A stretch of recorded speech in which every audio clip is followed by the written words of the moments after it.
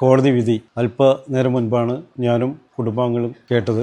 ഒരു മരവിച്ച മനസ്സുമായിട്ടാണ് വിധി പ്രസ്താവം ഞങ്ങളൊക്കെ കേട്ടിരിക്കുന്നത്. ദീർഘമായി 23 വർഷം കഴിഞ്ഞിട്ടാണ് ഈ ഒരു വിധി ഉണ്ടായിരുന്നതിൽ തന്നെ ഈ ഒരു സംഭവത്തോട് നമ്മുടെ ഡിപ്പാർട്ട്മെൻറ്റും സമൂഹത്തിൻ്റെയൊക്കെ ഒരു പ്രതിബദ്ധതയെക്കുറിച്ചാണ് ഞങ്ങൾ ആലോചിക്കുന്നത്. പോലീസ് ഡിപ്പാർട്ട്മെൻറ്റിൻ്റെ ഭാഗമായിട്ട് പ്രവർത്തിച്ച ഒരു ഓഫീസറാണ് ഞാൻ. ഒരു ഓഫീസർക്ക് ലഭിച്ച ഈ ഒരു പരിഗണന ഇങ്ങനെയാണെങ്കിൽ നമ്മുടെ നീതിന്യായ വ്യവസ്ഥയിൽ സാധാരണ ജനങ്ങൾക്കുണ്ടാകുന്ന ചിന്ത അതിലേക്ക് ഇത്തരത്തിലുള്ളൊരു വിധി ആ രീതിയിലുള്ളൊരു ചിന്തയിലേക്ക് നയിക്കുമെന്നാണ് എനിക്ക് തോന്നുന്നത്. ആദ്യ കാലഘട്ടം മുതൽ തന്നെ ഞങ്ങളുടെ കുടുംബത്തിന് അതിൻ്റെ ഈ രക്തസാക്ഷിത്വവുമായി ബന്ധപ്പെട്ട് ഒരുപാട് പ്രശ്നങ്ങളെ അഭിമുഖീകരിക്കേണ്ടി വന്നിട്ടുണ്ട്. സർവീസിലിരിക്കെ ഡ്യൂട്ടിയിൽ മരണപ്പെടുന്ന ഒരു പോലീസ് ഉദ്യോഗസ്ഥന് ലഭിക്കേണ്ട പ്രധാനപ്പെട്ട 2 ആനുകൂല്യങ്ങൾ, ഞങ്ങളുടെ ആനുകൂല്യങ്ങളെ കുറിച്ച് സംസാരിക്കുകയല്ല.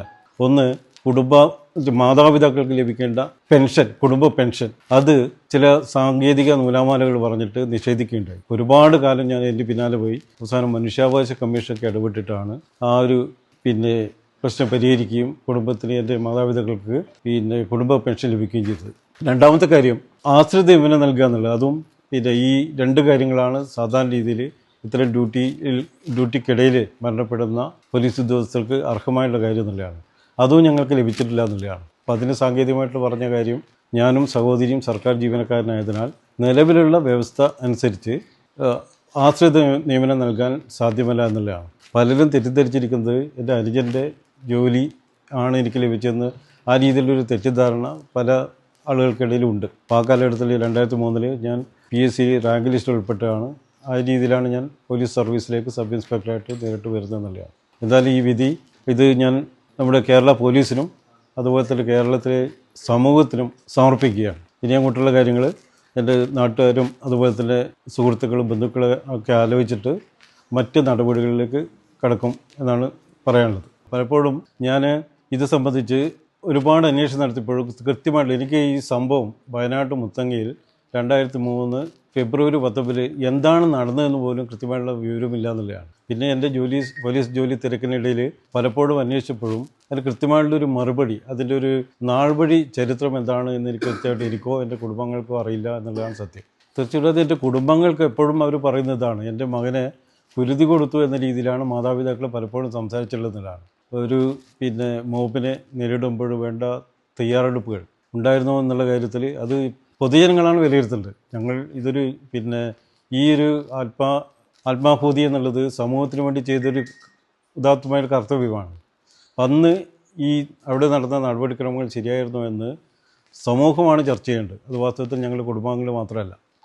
തീർച്ചയായിട്ടും ഇത് നിരാശാജനകം തന്നെയാണല്ലോ. കാരണം 23 വർഷം കാത്തിരിക്കുകയാണ്.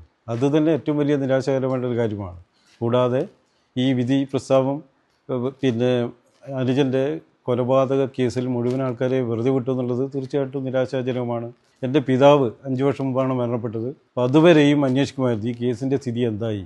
മാത്രമേ എനിക്കിപ്പോൾ തോന്നുന്നു അദ്ദേഹം ഈ വിധി കേൾക്കാനില്ലാതിരുന്നത് നല്ലതായി എന്നാണ് എനിക്കിപ്പോൾ തോന്നുന്നത്.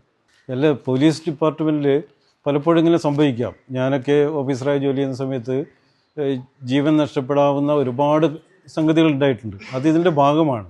പക്ഷെ അങ്ങനെയൊരു സംഭവം നടന്നാൽ പിന്നീടുള്ള ഉദ്യോഗസ്ഥന്മാർക്ക് പ്രചോദനമാകുന്ന രീതിയിൽ സർക്കാരിൻ്റെ ഭാഗത്ത് പ്രവർത്തനം ഉണ്ടാകണം. അതുണ്ടായിട്ടില്ല എന്നാണ് ഞാൻ പറഞ്ഞതിൻ്റെ അർത്ഥം. കാരണം ന്യായമായിട്ടുള്ള 2 ആവശ്യങ്ങൾ, നമ്മുടെ കുടുംബത്തിന് മാതാപിതാക്കൾ കൊടുക്കേണ്ട പെൻഷൻ, കുടുംബ പെൻഷൻ, അതിനുപോലും ഞാൻ ഒരു യുദ്ധം ചെയ്യേണ്ട അവസ്ഥ വന്നു. ഈ പറയുന്ന ആശ്രയ നിയമനം ഞങ്ങൾക്ക് നൽകിയിട്ടില്ല എന്നുള്ളതാണ്. ഇതൊക്കെ പോലീസ് ജോലി ചെയ്യുന്ന ആളുകൾ നോക്കിക്കാണുന്നുണ്ട്. അതുകൊണ്ട് തന്നെ പലപ്പോഴും ഒരു പോലീസ് ഓപ്പറേഷനിൽ ഉദ്യോഗസ്ഥന്മാർ നിഷ്ക്രിയമായി നിന്നാൽ അവർ കുറ്റം പറയാൻ പറ്റില്ല എന്നുള്ളതാണ്. തീർച്ചയായിട്ടും എനിക്കങ്ങനെയാണ് തോന്നുന്നത്. എൻ്റെ അനുഭവം അങ്ങനെയാണ് എന്നെ പറയാൻ പ്രേരിപ്പിക്കുന്നത്. ഇത് നമ്മുടെ സമൂഹം എൻ്റെ അനുജൻ കൊല്ലപ്പെട്ടത് സമൂഹത്തിന് വേണ്ടിയിട്ടുള്ള പ്രവർത്തിച്ചപ്പോഴാണ്. സ്വാഭാവികമായിട്ടും അത് സാമൂഹ്യ ഉത്തരവാദിത്തമാണ് ഇത്തരം കാര്യങ്ങൾ ചർച്ച ചെയ്യുക എന്നുള്ളതാണ്.